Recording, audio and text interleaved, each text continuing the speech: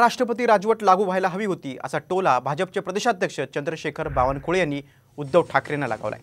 तसंच बॉडी बॅगमधील पैसे खाल्ल्याचा आरोप देखील बावनकुळेंनी ठाकरेंवर केलाय।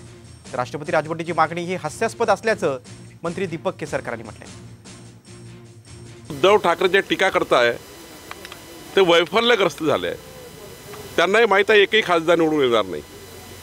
त्यांनाही माहीत आहे की 2-4-5 आमदारही दिसणार नाही विधानमंडळामध्ये। महानगरपालिका मुंबईमध्ये अस्तित्व जाणवणार नाही आणि त्यामुळे वैफल्यग्रस्त होऊन देवेंद्र फडणवीसांवर ते टीका करतात आहे।